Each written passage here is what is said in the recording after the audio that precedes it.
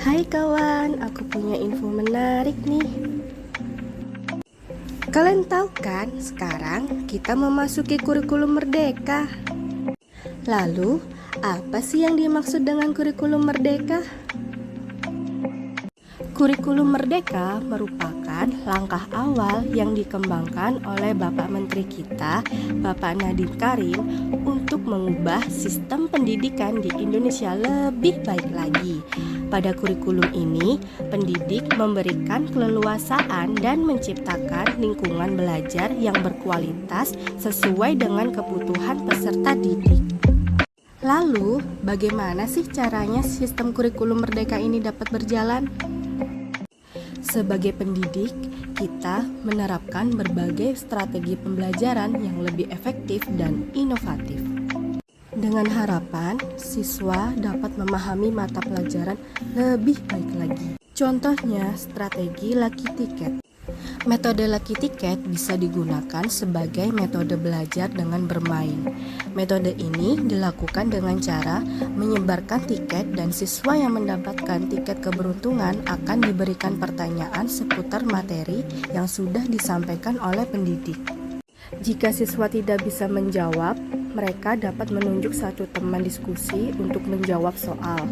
Dengan begitu, pendidik akan mengetahui siswa mana yang masih belum memahami materi tersebut untuk dievaluasi kembali. Strategi pembelajaran makalah atau paper time. Metode makalah atau paper time dapat menjadi metode pembelajaran yang efektif dalam meningkatkan pengembangan pemahaman siswa pada pelajaran yang telah disampaikan di sekolah.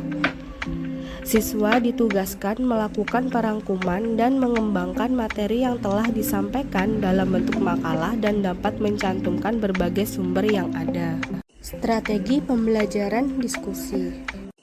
Strategi diskusi dilakukan dengan cara siswa dikelompokkan ke dalam beberapa kelompok dan melakukan diskusi bersama untuk bertukar pikiran dalam pemahaman materi yang sudah dijelaskan oleh pendidik. Selain itu, siswa juga dapat mengajukan metode belajar lainnya yang mereka inginkan kepada pendidik. Lalu, feedback apa yang akan didapat oleh siswa pada kurikulum merdeka ini? Sebagai pendidik, kami berharap siswa mudah memahami materi yang telah disampaikan oleh pendidik.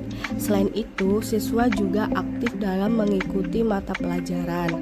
Ketika dilakukan sesi diskusi, diharapkan siswa dapat terbiasa melakukan kerjasama antar tim.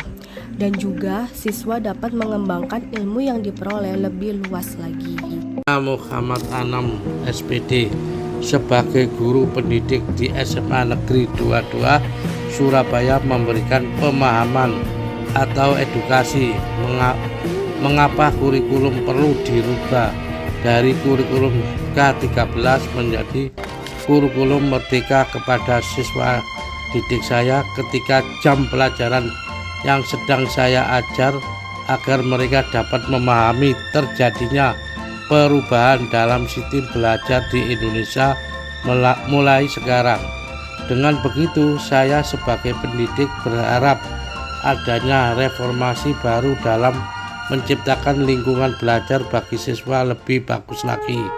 Selama mata pelajaran berlangsung, saya memberikan metode belajar yang menjelaskan materi dan mengelompokkan siswa untuk melakukan diskusi dalam mengembangkan materi yang telah saya jelaskan.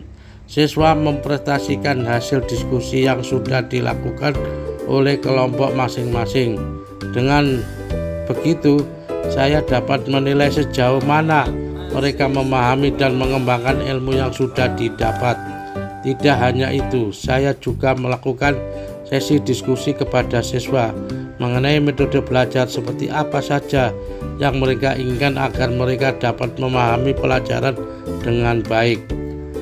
Dari hasil kesimpulan yang saya dapat, kebanyakan siswa yang saya ajar senang melakukan sesi diskusi dan mengembangkan ilmu yang saya ajari lebih luas lagi.